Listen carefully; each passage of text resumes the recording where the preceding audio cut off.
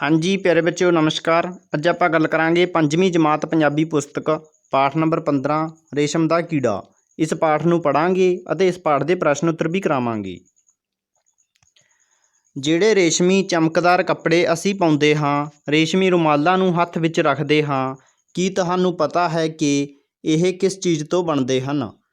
ਤੁਸੀਂ शायद सोचोगे कि ਇਹ रेशमी कपड़ा रूह तो ਜਾਂ फिर ਉੱਨ ਤੋਂ ਬਣਦਾ ਹੋਏਗਾ, पर नहीं। ਇਹ कपड़ा जिस धागे तो बनता है उसनूं एक जिउंदा कीड़ा बनाउंदा है। इस कीड़े नूं रेशम का कीड़ा कहते हैं। निक्के हुंदियां रेशम का कीड़ा चौल के दाने जिन्ना हुंदा है। इसकी शक्ल बड़ी अजीब जही हुंदी है। 16 तां इसदे पैर हुंदे हन अते 14 अखां। इसदे जबाड़ियां दे दोवें पासे दो छोटे छोटे सुराख हुंदे हन। सब तो पहलां चीन के लोकां नूं रेशम के कीड़े का पता लगा। इसलिए रेशम के कीड़े तो रेशमी कपड़ा बनाउण विच पहल चीन ने ही कीती।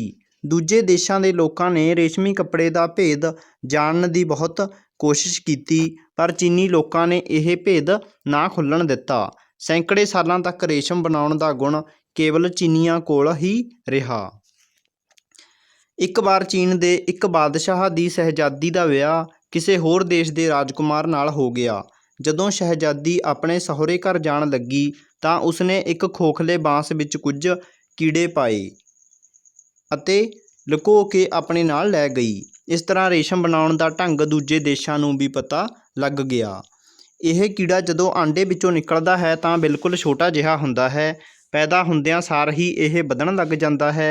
पेटू तां इन्ना है कि पैदा हुंदे ही खाना शुरू कर दिंदा है। दरख्तां दीयां नरम नरम पत्तियां उसनूं बहुत स्वाद लगदियां हन। सहतूत इस कीड़े की मन भाउंदी खुराक है। डेढ़ महीने की अपनी पूरी उम्र विच यह कीड़ा लगभग 1 मन खुराक हजम कर जाता है। यह बहुत तेज़ी नाल वधदा है। जदों यह कीड़ा 7 दिनों का हो जाता है तो यह इन्ना वध जाता है कि इसके जिस्म की खल छोटी हो जाती है अते यह अपनी खल पाड़ के यह उस विचों बाहर निकल आउंदा है। 10वें दिन इसकी दूसरी खल भी छोटी हो जाती है अते यह इसनूं भी ला सुट्टदा है। 15वें दिन यह कीड़ा तीजी खल भी उतार दिंदा है। 30वें दिन यह वध के कोई 3 इंच लम्मा हो जाता है। इसकी यह खल भी छोटी हो जाती है अते यह इसनूं भी ला दिंदा है। इस समय दौरान यह कुछ नहीं करता, बस खांदा ही रहिंदा है।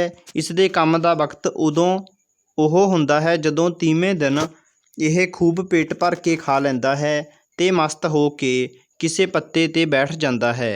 हुण यह अपना काम करना शुरू कर दिंदा है। यह अपने मूँह के जबाड़ियां दे बहुत छोटे छोटे सुराख विचों एक तार कढ़ना शुरू कर दिंदा है।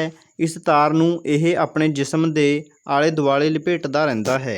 आखिर इन्हां तारां दी एक कोठड़ी जही बन जाती है।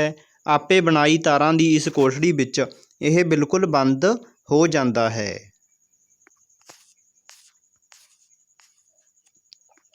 सारियां तारां कढ़ लैण तो बाद यह बेहोश हो जाता है। इस बेहोशी की हालत विच इसकी आखिरी खल भी उतर जाती है। फिर यह कीड़ा एक खूबसूरत तितली बन जाता है। जदों इस नूं होश आउंदी है तां यह तारां दी पोटी विचों बाहर निकलना चाहुंदा है। ਉਹ अपने मूँह के रस नाल इन्हां तारां नूं गिला कर लैंदा है। यह तारां नरम हो जांदियां हन ते टुट जांदियां हन। इउं रस्ता बना के यह तितली के रूप विच बाहर निकल आउंदा है। फिर यह बड़े मज़े नाल बाहर उड्डदा फिरदा है। तितली बन जाण तो बाद यह अपना पिछला जीवन बिल्कुल भुल जाता है। हुण यह आंडे देण तो बिना कोई होर काम नहीं करता। कुछ दिनों के सैर सपाटे तो बाद यह मर जाता है।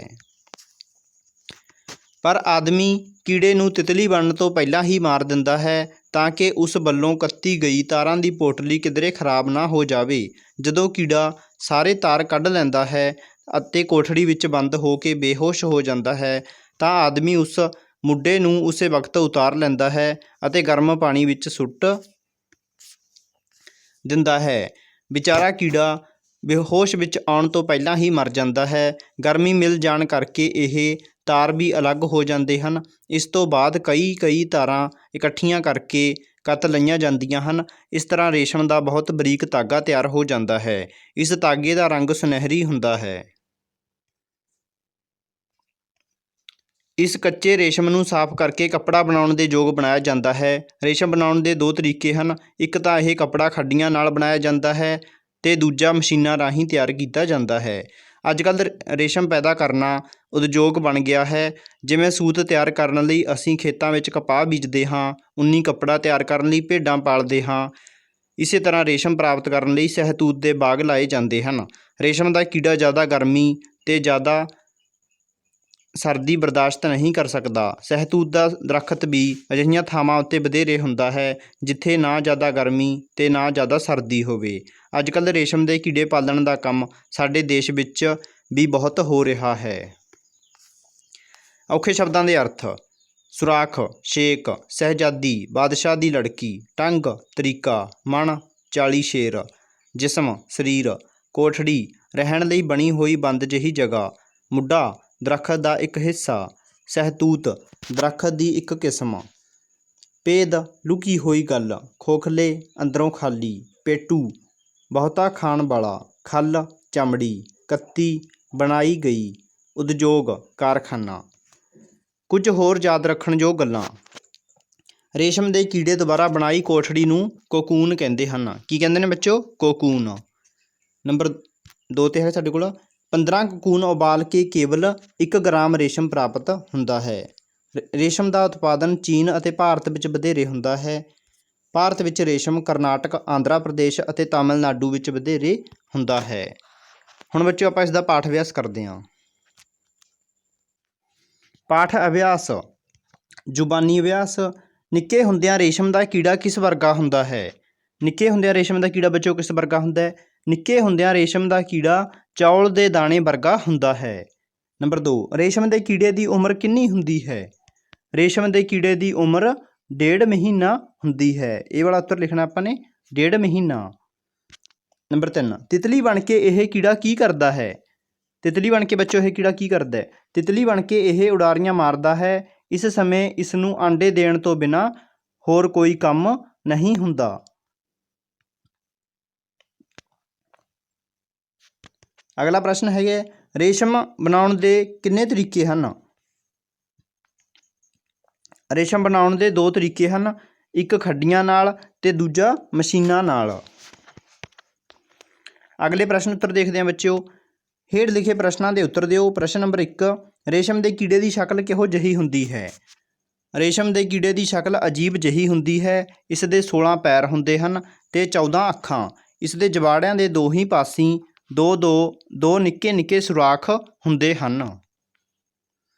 ਰੇਸ਼ਮ ਬਣਾਉਣ ਦਾ ਭੇਦ ਦੂਜੇ ਦੇਸ਼ਾਂ ਨੂੰ ਕਿਵੇਂ ਪਤਾ ਲੱਗਾ?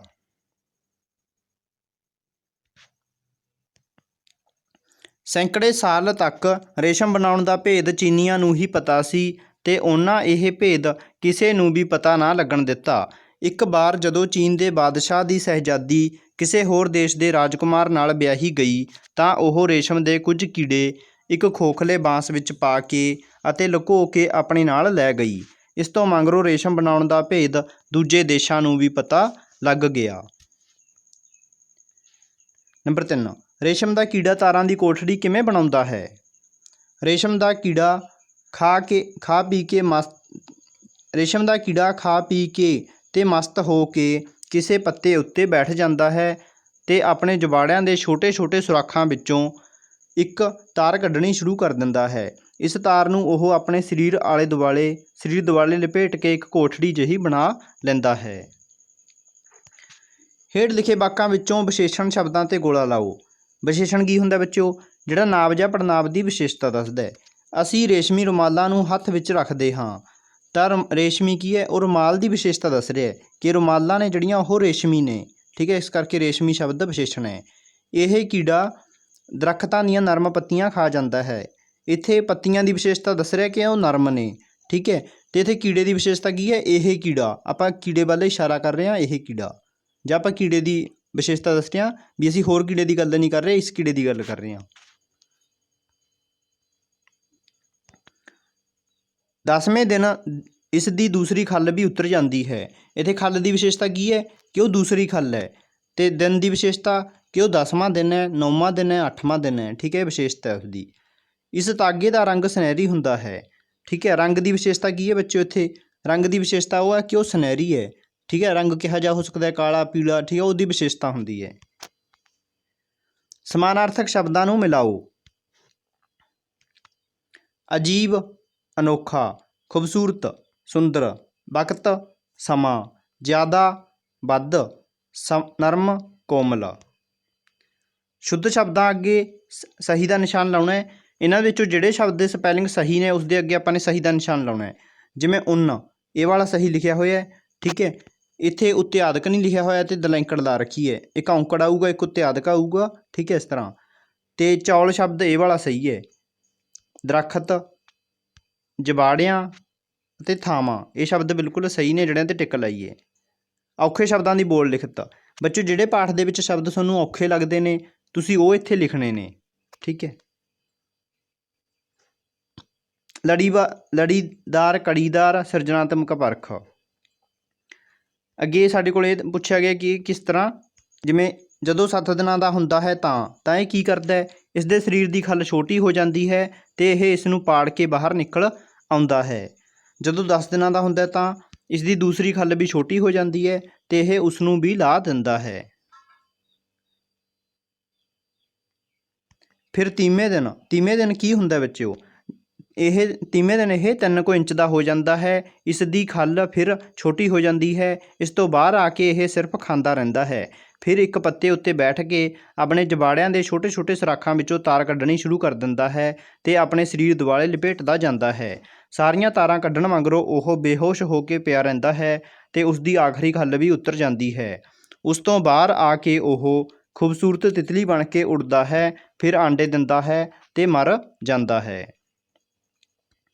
ਬੱਚਿਓ, ਇਸ ਪਾਠ ਦੇ ਪ੍ਰਸ਼ਨ ਉੱਤਰ ਪੂਰੇ ਹੋ ਗਏ ਨੇ। ਅਗਲੇ ਪਾਠ ਦੇ ਪ੍ਰਸ਼ਨ ਉੱਤਰ ਜਲਦ ਲੈ ਕੇ ਹਾਜ਼ਰ ਹੋਵਾਂਗੇ। ਧੰਨਵਾਦ।